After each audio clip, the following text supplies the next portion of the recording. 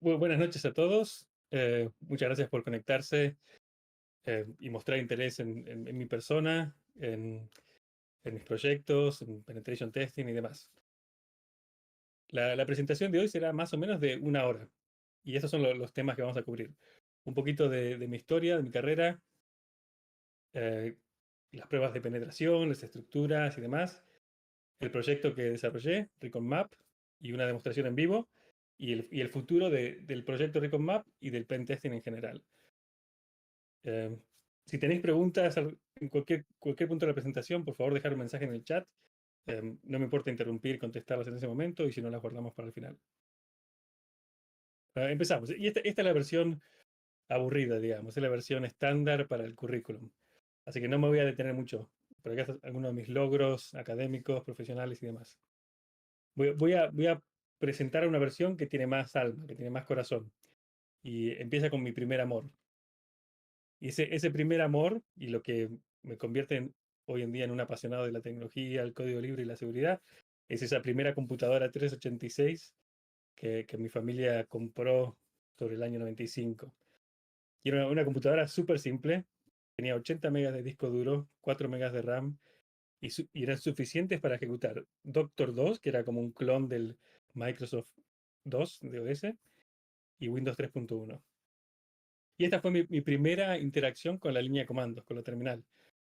Hoy en día cualquier computadora arranca con la interfaz gráfica, ya sea Linux, Windows o macOS, pero entonces lo primero que te encontrabas era la línea de comandos. Y tenías que tipear Win, Enter, y entonces aparecía la interfaz gráfica. Pero todas las interacciones, ejecutar juegos y demás, era con la línea de comandos. Y desde entonces que continúo usando la línea de comandos y es donde me siento más cómodo, más a gusto. Y bueno, en la diapositiva anterior mencionaba brevemente que era de Río Grande. En Río Grande no había una comunidad muy grande de desarrolladores o de hackers y demás. Así que la manera que tenía de aprender era a través de revistas. Así que era súper aficionado a la revista PC User, que era argentina, y ahí aprendí lo que decíamos antes, código Visual Basic, Delphi y demás, que eran entornos de programación que te permitían crear aplicaciones bastante rápidamente. Y otra de las revistas que adquirí y que me convertí en un fan era la Linux Magazine. Y fue en una de estas Linux Magazine que encontré Slackware, que era la distribución, mi distribución favorita para entonces. Habían otras como SUSE, Red Hat y demás, pero Slackware era mi distribución favorita. Y en ese entonces el kernel de Linux está en la versión 2, pero todo lo demás estaba ahí y sigue estando ahí. So, B o el B Improved, el GCC, el compilador de C, Perl y otros lenguajes también. Para las computadoras en ese entonces estaban bastante desconectadas. Estaba como cada computadora era una isla. A no ser que fueras parte de un grupo de investigación, de la universidad, de una biblioteca, no sé, un edificio del Estado, estaban bastante aisladas. Eh, hasta que, bueno, esta es una foto de Pablo, mi hermano y yo, en esa computadora que era enorme, pesada, y que por alguna razón tenía una manta en la cabeza, una manta en el monitor. Como si no fueran suficientemente calientes esas computadoras.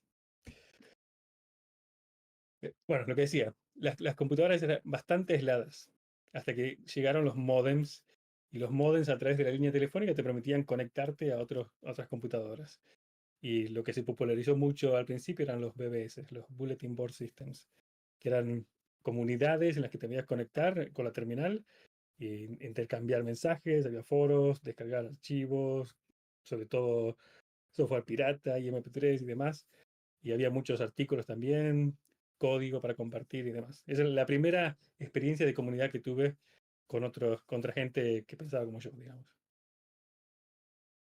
Después de esa era de los BBS, entró Internet, y en Windows, cuando usamos el Trumpet WinSock, que era la implementación de la pila TCP/IP en Windows, y con eso un nuevo mundo. Nos conectamos a IRC para chat en vez de los BBS. Teníamos FTP para compartir archivos y luego, por supuesto, el navegador Netscape en ese entonces y otras cosas más. Pero un nuevo mundo. Para esta es mi incursión en la seguridad en ese entonces. Todavía estaba en Tierra del Fuego, en Río Grande y demás. Bueno, lo primero los virus. se empezaban a desarrollar virus, muchos en lenguaje ensamblador o en C, y luego acabaron también siendo macros de Word. Y podían atacar el sistema de arranque, borrar todo el disco duro y cosas por el estilo. Eran bastante maliciosos si te los encontrabas. Y también eran las primeras versiones de muchos antivirus conocidos, como el McAfee, el Norton Antivirus y demás. Ahora, por alguna razón, todavía no conseguí recordar por qué, pero me topé con un troyano que era Sub7, que te permitía tomar control de la computadora de otra persona. Funcionaba con una estructura de cliente-servidor, le pedías a alguien que se instalara o se descargara ese servidor de Sub7 con la excusa de que era algo más. Decía, no, es un juego, es lo que sea. Y una vez que se instalaba en la computadora de la víctima, podías tomar control con otra parte de la aplicación, con el cliente. Y, yo no tenía ninguna mala intención realmente, era una cuestión de curiosidad y de diversión y lo que sea. Permitía, por ejemplo, abrir la bandeja del CD de la víctima, ejecutar un sonido, por ejemplo, y muchas cosas más, copiar ficheros, lo que sea. Pero otra vez, yo no tenía ninguna malicia. En temas de seguridad también me encontré con el concepto de software cracking. Había un montón de software pirata, sobre todo en esa época en Argentina. Por ejemplo, software como CorelDRAW o el Photoshop y cosas por el estilo que eran carísimos. La gente los craqueaba, parchaban el ejecutable y demás. Y con muchos juegos pasaba lo mismo. Se parchaban los juegos para que saltara la lógica de comprobar la contraseña y demás. Ahora, esa rueda que ven a la derecha de la pantalla, esa era una rueda que venía con el juego de Monkey Island. O sea, yo soy un fan de los juegos de aventura gráfica, incluido el Monkey Island. Y el Monkey Island te pedía al principio del juego un código. O sea, te aparecía una cara en la pantalla y tenías que hacer esa misma cara como en esa rueda y te revelaba un código. Pero bueno, como muchos de los juegos que yo conseguía eran piratas, no venían con las rueditas. Así que acabé haciendo algo como un ataque de fuerza bruta, que era probar cada combinación y cada número una y otra vez, horas y días hasta dar con una que me funcionara. Así que otra vez, un concepto temprano de brute force, password attacks. Pero bueno, y ahí se acaba mi época en Tierra del Fuego. Como mucha gente, como muchos adolescentes de 18 años, en ese entonces me fui a Buenos Aires porque en Río Grande no había muchas carreras, o no había ni una carrera de informática, ni siquiera a distancia. Así que me fui a Buenos Aires a vivir con mi abuela Rosa, tía y primos. Y como estudiaba por la mañana, el resto del tiempo me lo pasaba al frente de la computadora. Tenía amigos también de Río Grande, pero vivían en Capital y yo estaba en Aedo, en Gran Buenos Aires. Así que lo primero que hice con todo ese tiempo libre fue desarrollar un CMS, un sistema de gestión de contenidos que se llamaba Yerba. Y era muy similar al PHP Nuke o al Drupal, etc. Eh, Uno de los logros más importantes en ese momento para mí fue que Yerba se instalara en el Linux User Group Argentina. Era un grupo de usuarios a nivel federal. Bueno, las funcionalidades que tenía este software eran bastante básicas, lo mismo que tienen las alternativas, podías publicar noticias, eventos, descargas, foros y demás. Y fue desarrollando esa primera aplicación de código libre que aprendí cómo manejar cookies, sesiones, base de datos, role-based access control y demás. O eso creí, porque años más tarde de haber desarrollado esa aplicación se publicaron varios CVEs para Sherba. O sea, cosas básicas como directory traversal, los atacantes podían recorrer los directorios y obtener un fichero, por ejemplo, el etc password o cosas similares, que es horrible en temas de seguridad, y otras cosas que posiblemente no se hayan reportado. Estoy seguro que si mirara el código hoy me, me resultaría espantoso. Pero bueno, es todo un aprendizaje. Eh, Más sobre mi tiempo en Buenos Aires. Bueno, lo pasé un montón de tiempo con los LUGS, con los Linux User Groups. El lugar, el que mencioné antes, que era el de Argentina, el federal, que estaba organizado por Daniel Coletti, entre otros. Y luego CAFELU, que era el Capital Federal Linux User Group. Y esas comunidades eran espectaculares. Era lo mejor que podía uno hacer para aprender. Y me acuerdo, yo tendría 18, 19 años y fui a uno de estos looks y vi a un chico que debía ser, no sé, de 13, 14, ciertamente mucho más joven que yo en ese entonces, escribiendo código en C para una aplicación de sockets. Y eso me voló la cabeza. Y me inspiró, volví a casa súper motivado para aprender más, leía los manuales de Linux, etcétera. También fueron los primeros años de la Eco Party, o el comienzo de las Eco Parties. Y por último, en Buenos Aires, con mi experiencia desarrollando Yerba y haciendo cosas en la UNE, empecé a dar conferencias sobre LAMP, que era Linux, Apache, MySQL y PHP. Y algunas cosas de Java también. En esa foto estoy con, bueno, no solo mucho más joven, pero con Richard Stallman, uno de mis ídolos, que seguramente conocen, es el fundador de la Free Software Foundation, el desarrollador también de GNU Emacs y GCC, que entonces era el GNU C Compiler, que ahora es el GNU Compiler Collection, GCC. Y ahí se acaba la historia de Buenos Aires. Otra vez me veo cambiando ciudad, cambiando continente en esta instancia, eh, buscando estar más cerca del- de la gente, las empresas que estaban innovando. Mi percepción entonces era que en España, en Reino Unido, en Estados Unidos, se estaba innovando más que en Argentina. Y no sé si esa percepción era correcta o no, pero decidí dar el salto. Y han pasado ya 20 años desde que me mudé a Europa. Estuve 10 años en España, ahora 10 años en Escocia, y siempre trabajando en empresas que están relacionadas con el software. Al principio en posiciones de individual contributor, como contribuidor individual, arquitecto, desarrollador, líder técnico y demás. Y sobre la última década más gestiones de management y liderazgo también, pero siempre con un fondo técnico. Y en una de las empresas que trabajé es SolarWinds, que muchos conocen por los productos que desarrolla y otros en el ámbito de la seguridad conocen por el incidente que tuvieron con SandBurst.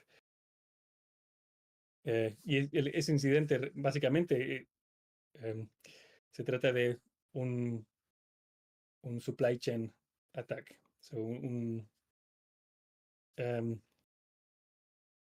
ah, no me sale ahora la traducción.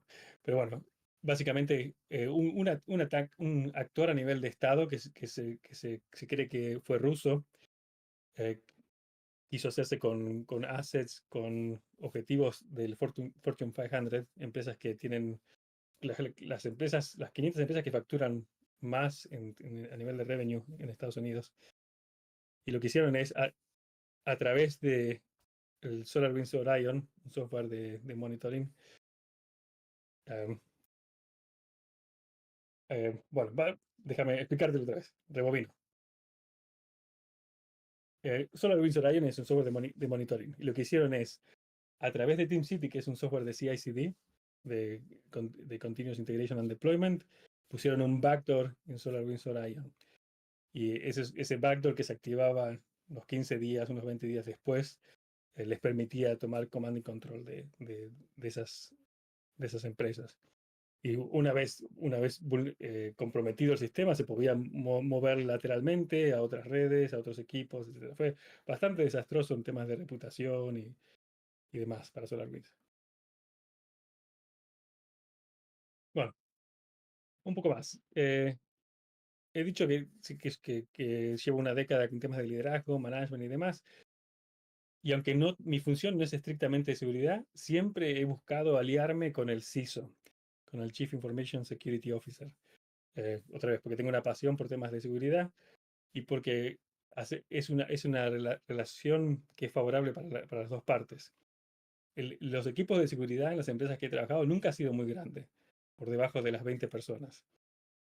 Y contra un equipo de desarrollo, por ejemplo, de 200 personas.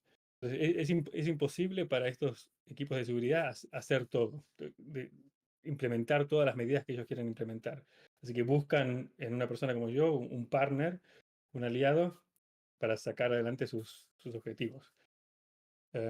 Y de las cosas que hacemos juntos, básicamente es es DLC, que es el Secure Software Development Lifecycle, el ciclo de vida de desarrollo seguro, que incluye temas de formación de los empleados, en temas de seguridad, revisión de código con un enfoque en código que puede ser vulnerable, implementar controles, separación de roles y demás.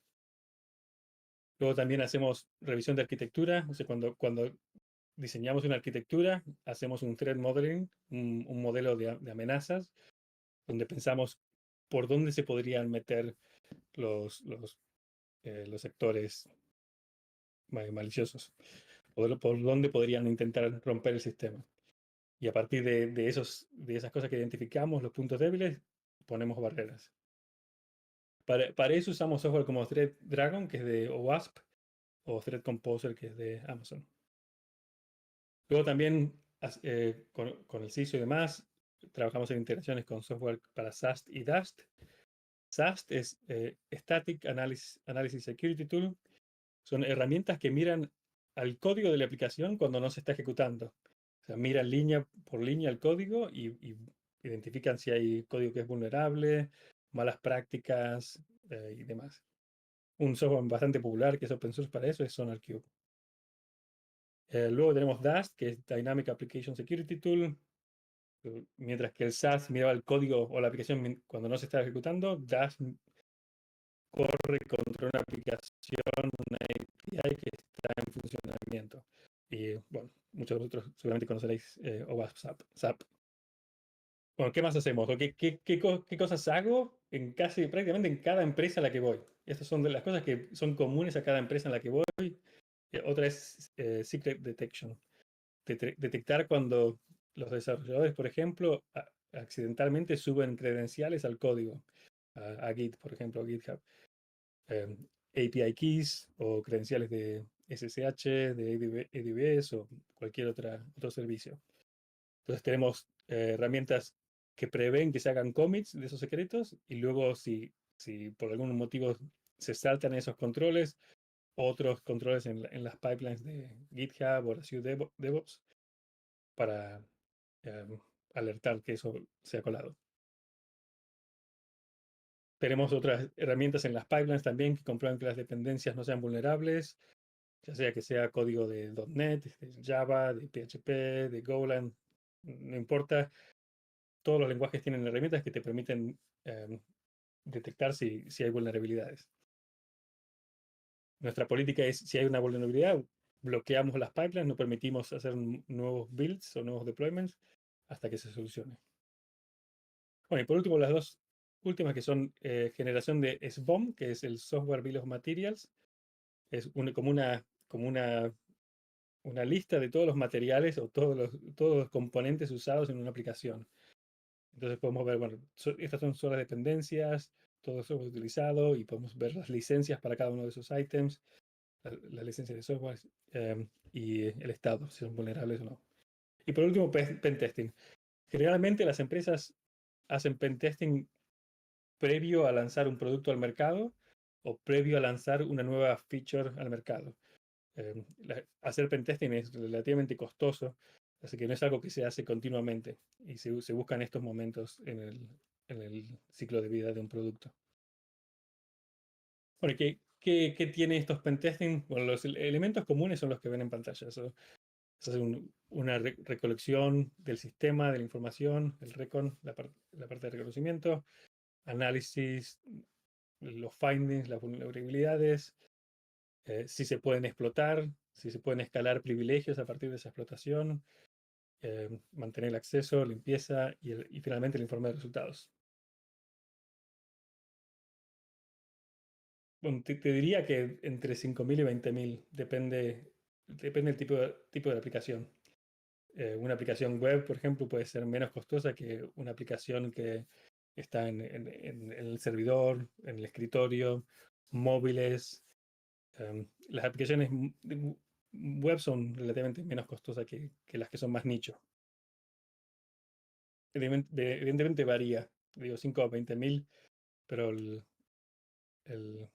te vas a encontrar rangos fuera de eso también, precios fuera de ese rango. Bueno, y algo más de pen test, Esta es una página que mantengo, pentestreports.com, y básicamente es una colección de pentest reports que son públicos y se pueden previsualizar en la web, los PDFs, descargar, buscar por compañía y demás. Y bueno, esto es simplemente otra confirmación de que todos los pentests siguen un mismo patrón, una misma estructura. No es ninguna sorpresa porque se siguen estos estándares. El OWASP, por ejemplo, tiene un testing guide, un Web Security Testing Guide.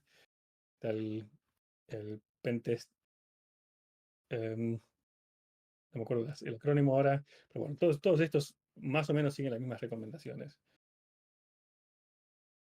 Ahora, el pentesting, uno puede decir que tiene dos caras. La parte más divertida, que es encontrar y explotar vulnerabilidades. O al menos lo es para mí. Si te gusta trastear con la consola, con los servidores, probar una y otra cosa, es la parte más divertida. Probar nuevas tecnologías y por supuesto, resolver problemas complejos. A veces explotar una vulnerabilidad te lleva días.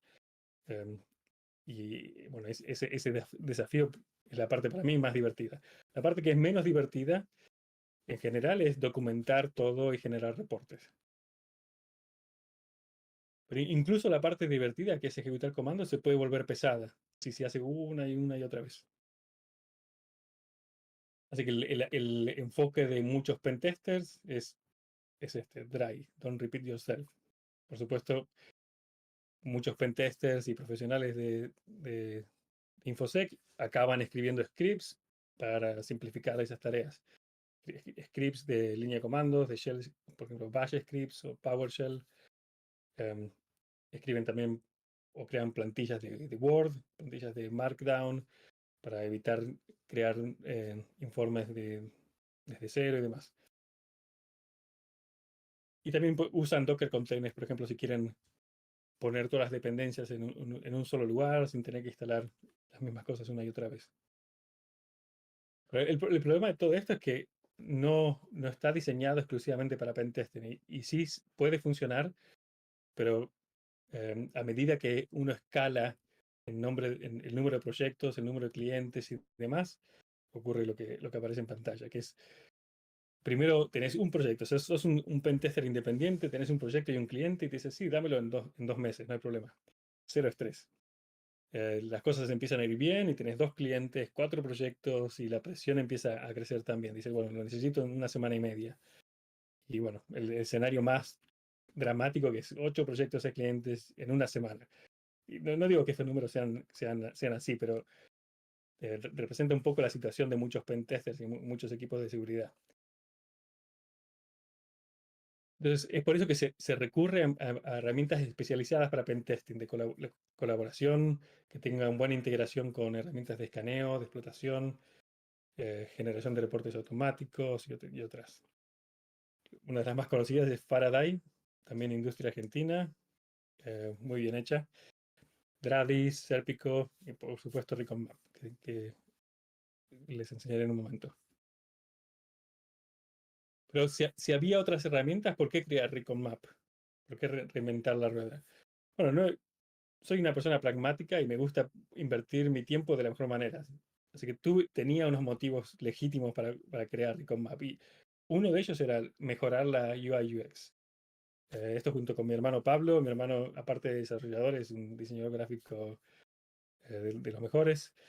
Y teníamos como objetivo poner una interfaz de usuario que sea agradable. Pero bueno, eso es subjetivo. El diseño de Recon Map a mí me gusta y a lo mejor ustedes lo ven y no. Pero otra cosa importante era que sea 100% libre, que no tenga doble licencia, por ejemplo. Hay muchos de los proyectos que mencioné antes que tienen una licencia doble comercial, open. Y luego que tenga funcionalidades que yo considero claves, fundamentales para soportar empresas de cierta escala. Por ejemplo, SSO, Single Sign-On. Poder integrar con usuarios de otros sistemas, hacer federation y demás. Y que sea capaz de ser desplegado a la nube y de escalar. Esas son las excusas que me di 5 años atrás para comenzar Recomap. Pero bueno, Recomap es eso, es una herramienta de código libre, 100%, que permite gestionar proyectos de InfoSec, sean proyectos de penetration testing o de o- otra índole. Permite colaborar en equipo, automatizar tareas, generar reportes de forma automática y, como dije antes, desarrollado por mí, mi hermano Pablo y usuarios de la comunidad. Pero ¿para quién está destinado Record Map? Bueno, básicamente gente que está trabajando en cybersecurity. Cybersecurity.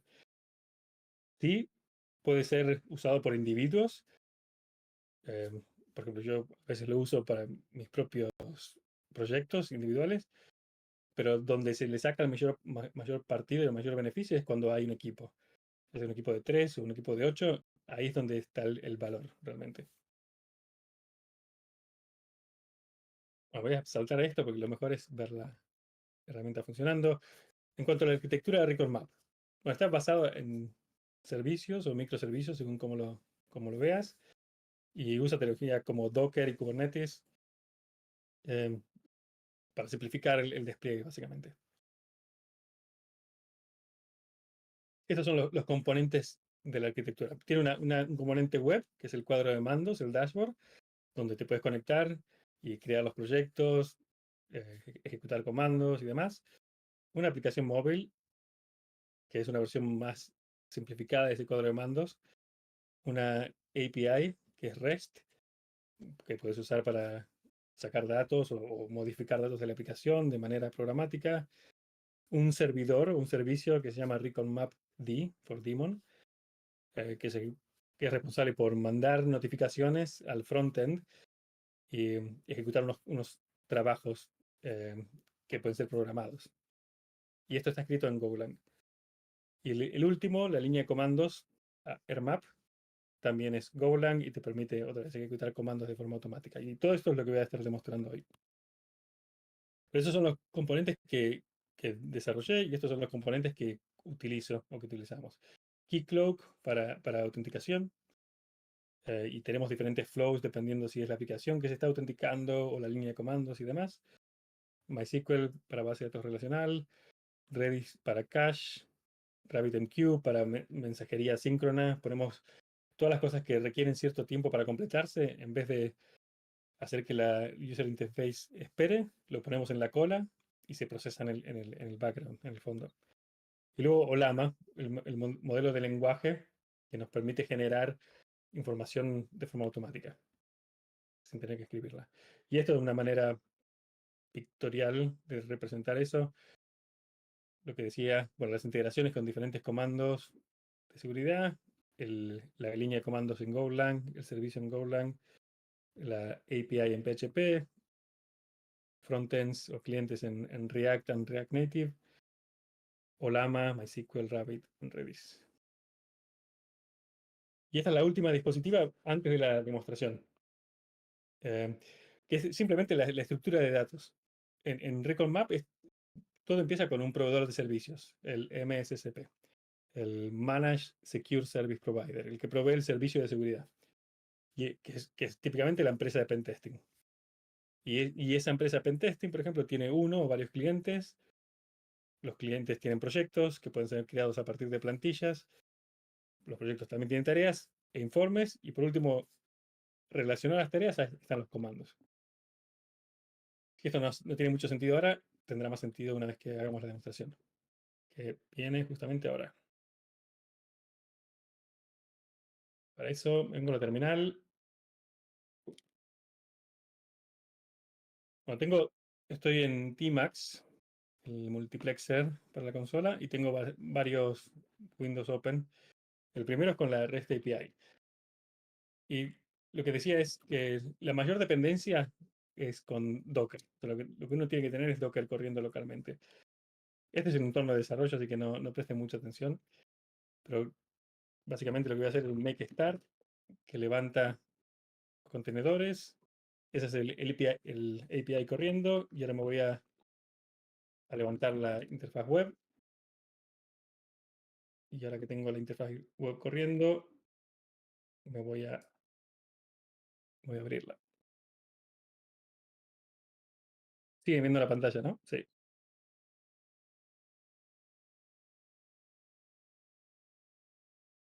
perfecto. Ok.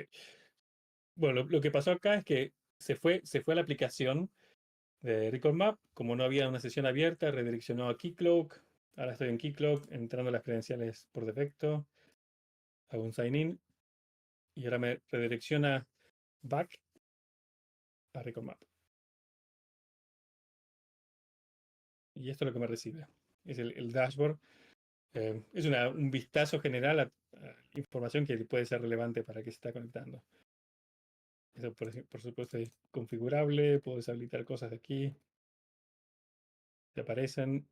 La interfaz de usuario soporta varios idiomas, aunque la verdad sea dicha, no todas las cadenas están traducidas. Por ejemplo, si hago español, cuadro de mandos, usuario, se tradujo, campos conocidos se tradujo, pero otras cosas no se han traducido. Así que lo dejo en inglés. Puedo también cambiar al otro tema más claro, pero como es de noche y le tengo la vista cansada, lo pongo negro y vuelvo a lo principal. Bueno, acá tengo un script con todas las cosas que quiero enseñar. Bueno, primero eso, los requisitos. Docker es primero y fundamental. Enseñé como make start, hace un Docker Compose app.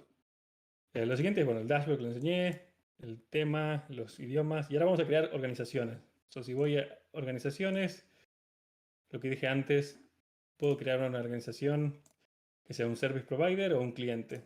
El service provider lo voy a llamar eh, eh, nuevo service provider. Puedo añadir branding, pero no lo voy a hacer ahora. El branding aparece en los informes.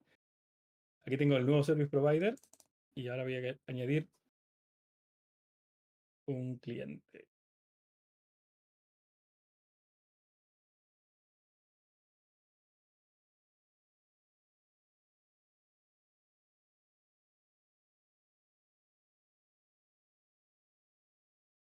Tengo service provider y cliente. En el cliente de Argentina voy a añadir unos contactos. Vamos a pretender que Pablo, mi hermano, también una versión alternativa mía, donde soy pentester. Bueno, estos son los contactos. Lo puedes tener acá por una cuestión de tipo CRM, para tener una lista de gente a quien contactar, pero también se usa más adelante para enviar el reporte a esas personas. Bueno, ¿qué más? En esta lista. Ahora vamos a crear un usuario, porque se le puede dar al cliente acceso al dashboard para ver información del proyecto. Eh, pero vamos a crear el usuario primero. Usuarios. Tengo Rodolfo, que es el nombre de mi padre. Probando antes. Voy a poner otro. Lupe, mi hermana.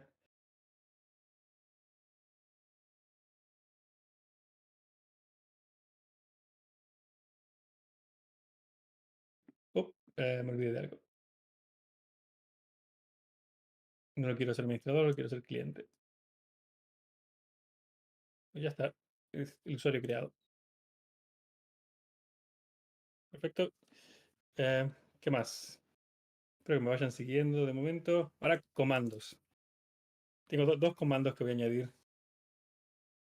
En realidad ya los tengo creados de antes, me parece así. Pero podemos crear otro nuevo.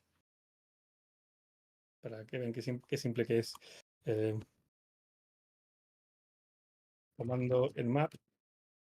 Ese simplemente es información del comando, pero no dice nada de cómo se ejecuta este comando. Así que lo siguiente que voy a hacer es el comando en map, añadir un uso. Y el uso es guardar en XML el resultado. Entonces, la ruta del comando es el map y los parámetros que acepta son estos de aquí. Bueno, en realidad estos. Acá viene un formato un poco extraño a los ojos y estoy considerando cambiarlo porque no es muy agradable. Pero cuando se le pasan estos triple llaves al principio, es como un campo variable. Es algo que nos permite luego poner cualquier URL, cualquier dirección de forma dinámica. Pero, bueno, así que simplemente estoy ahora añadiendo un uso al comando del map. y le voy a decir que capture la salida estándar del comando y que el parser de ese comando, o sea, que extraiga los resultados de ese comando con el parser en map. Ok. Bueno, ya tenemos eso hecho. Lo siguiente que voy a hacer es crear un proyecto. Esto de crear los comandos es algo que uno hace al principio o cada vez que descubre un comando nuevo. No es algo que hace a diario, digamos. Pero lo siguiente es los proyectos. Podés crear un proyecto de cero o podés crear una plantilla. Por ejemplo, voy a añadir una plantilla que es, no sé, plantilla pruebas de penetración. Y a esta plantilla le voy a añadir unas tareas básicas, unas tareas predefinidas. Eh, correr en map, por ejemplo. Lo relaciono con el comando en map que creamos.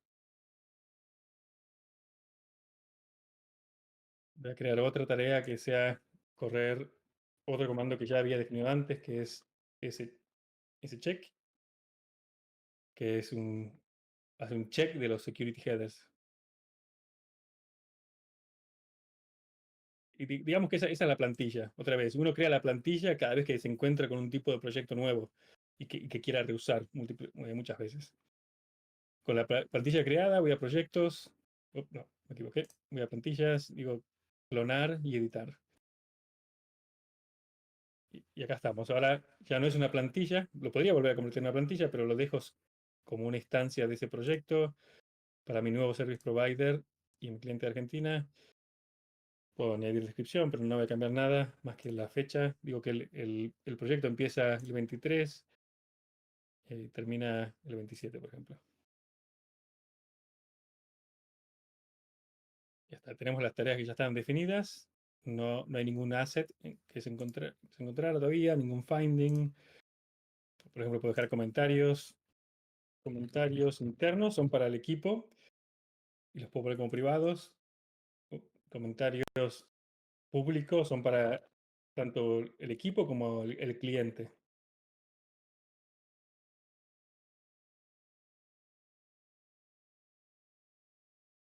Puedo subir ficheros y guardar secretos también.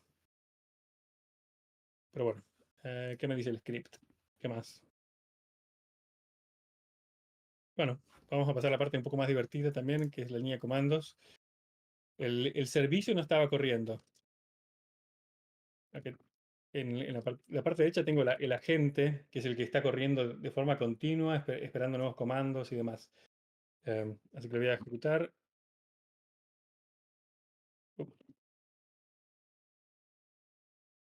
Perfecto.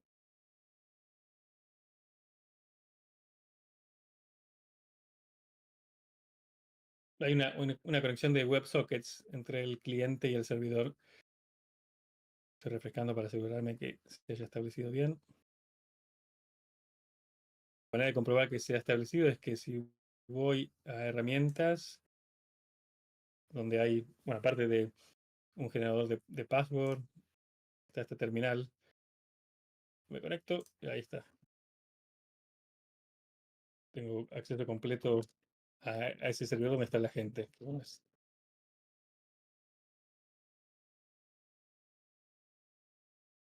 Pero bueno, eso es lo que quería demostrar. Bueno, era una de las cosas que quería demostrar. La otra es que podemos conectar o ejecutar los comandos que habíamos definido antes. Si voy a proyectos, este que acabamos de crear, tareas, ejecutar shcheck, por ejemplo. Me dice, bueno, esta tarea está asociada a este comando. Instrucciones para ejecutarlo, guardar a JSON. Me dice, ¿qué URL? Vamos a poner clarin.com.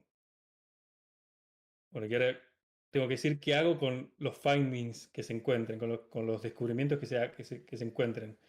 Los puedo descartar, simplemente capturo la salida y lo guardo como un adjunto, o los puedo guardar en el proyecto. Y los voy a guardar en el proyecto que acabamos de crear. Ahora, ¿puedo ejecutar esto una sola vez? ¿O puedo ejecutarlo basado en una programación, por ejemplo, cada minuto, o el minuto 1 de cada hora. Pero no vamos a esperar, vamos a ejecutarlo una vez y lo voy a ejecutar en el escritorio, en esta instancia. Voy a copiar este comando, me voy aquí,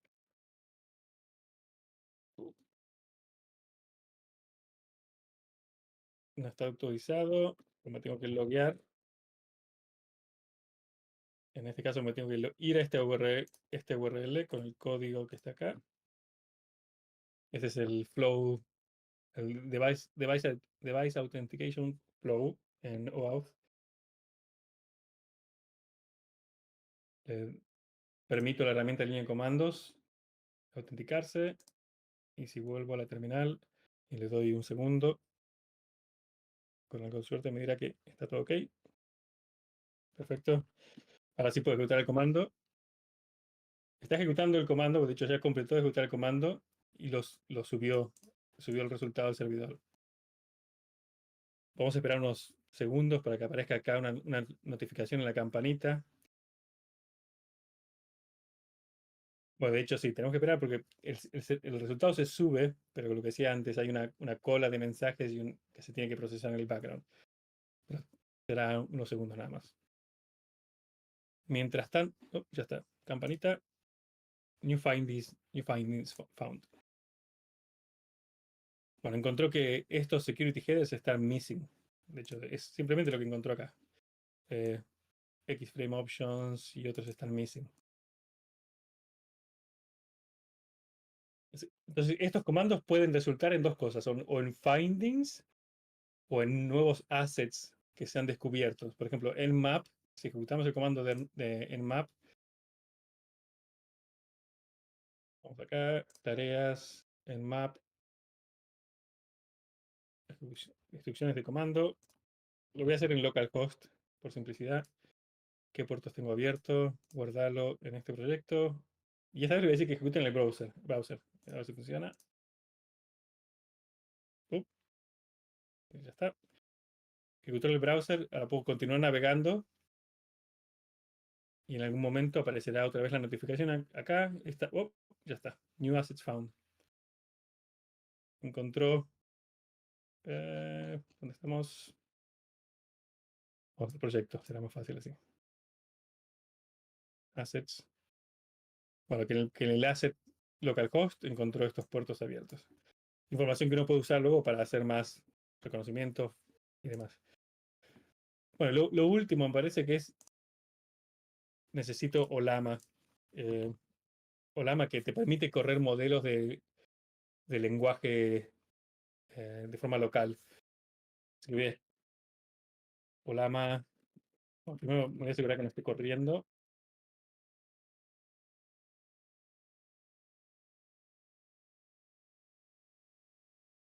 Voy a permitir que cualquier interfaz de red se conecte. Olama run. Self.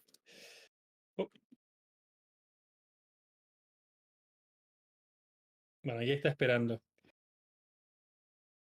Si me voy por ejemplo, a cualquier finding de estos, o sea, uno típicamente tendría que escribir las instrucciones para remediar ese finding, por ejemplo.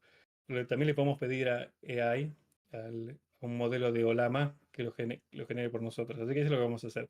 Ahora, tener en cuenta que mi computadora, como dije antes, es bastante modesta. Es modesta de forma intencional porque me permite optimizar mejor lo que hago. Pero voy a ejecutar esto y ahí Olama está trabajando. Puede tardar hasta un minuto. Mientras tanto voy a limpiar estos mensajes y en un minuto o menos veremos que tendremos otra notificación que diga el trabajo de AI se ha completado y habrá un texto generado aquí de forma automática. Ahora, ese texto puede ser cualquier cosa y el modelo que tengo localmente es un Llama 3.2 que es solo 2 gigabytes. Evidentemente, si tenés un modelo más grande, será capaz de producir textos más ricos y entender mucho más información también. Se puede conectar también a OpenAI y a otros modelos que están en la nube. Yo lo tengo local por una cuestión de costes y por una cuestión de privacidad también. Pero vamos a darle eso, unos 30 segundos más. Podemos ver cómo está el procesador. Los cores están bastante a tope, como no podría imaginar.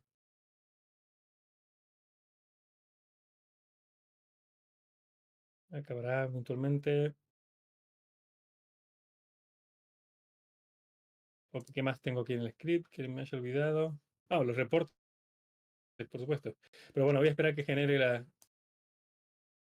el texto de AI para generar un reporte.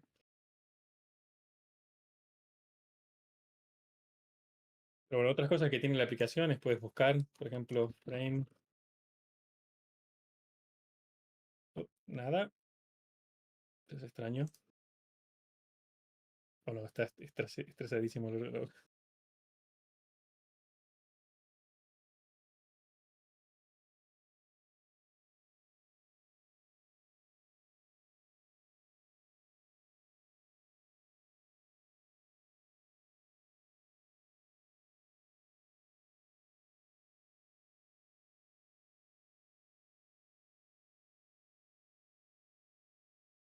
Vamos, vamos. ¿Qué otras cosas? A ver, mientras eso se genera. Bueno, los reportes. Voy a pasar un poco de lo que está en el fondo. La otra parte importante que mencioné en la presentación es los reportes. Imagínate que tenés ya este proyecto con algunos assets encontrados, algunos findings también. Querés generar el reporte. Bueno, este es un preview en HTML de los reportes encontrados o de las cosas encontradas. Pero vamos a crear una revisión. Puedes generar ese mismo reporte en HTML, Word, Markdown, texto, plano o text para LaTeX. Vamos a hacer una en Word, versión 1.0.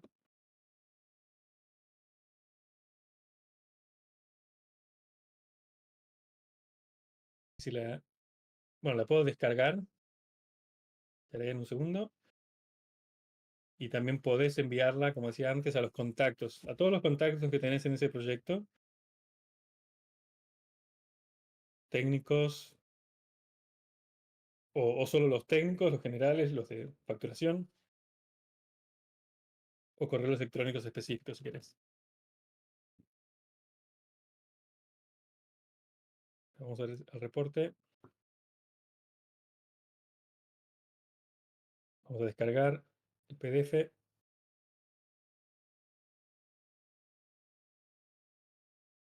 Y ahora mi ordenador, mi computadora va a explotar entre Discord o Llama y todo lo demás. No está acostumbrado. Pero bueno, esta es la plantilla completada con lo que pusimos hoy, de 1:43 de la mañana para mi cliente Argentina y algo de información por acá. El equipo nuestro de desarrollo, no de desarrollo, no, como del service provider, algunos de los assets y de las vulnerabilidades también. A ver si le falta poco terminar.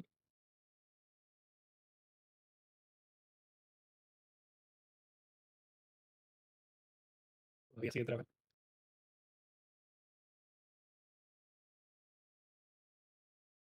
¿Qué más? Bueno, sí, una pequeña prueba. Por ejemplo, si a ese documento, bueno, a ese documento, parece que terminó. Y tenemos una notificación. AI Job Completed. Fantástico. Eso debería ser. eh, y Findings, Frame Options, Remediation. Y aquí está. Todo esto lo generó automáticamente Olama y uno de los modelos más chiquititos. Imagínate todo el tiempo que te ahorra a la hora de generar reportes.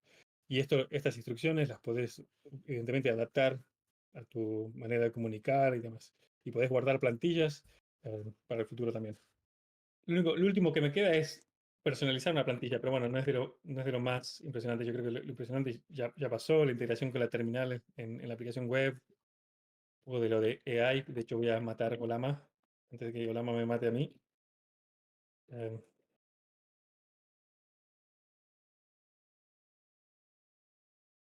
que estoy buscando.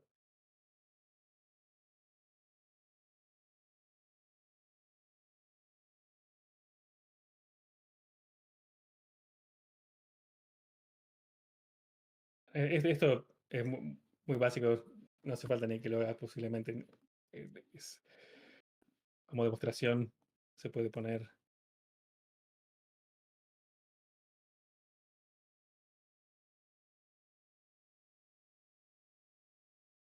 Así de fácil uno podría personalizar las plantillas. Oh, Rompí, rompí una variable ahí. La voy a guardar así, solo como demostración. Guardo el escritorio.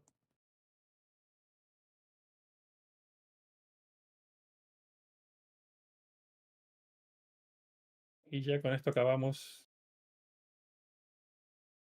Voy. Ya no sé ni a dónde voy. Reportes. Voy a crear una nueva plantilla. Plantilla xsec.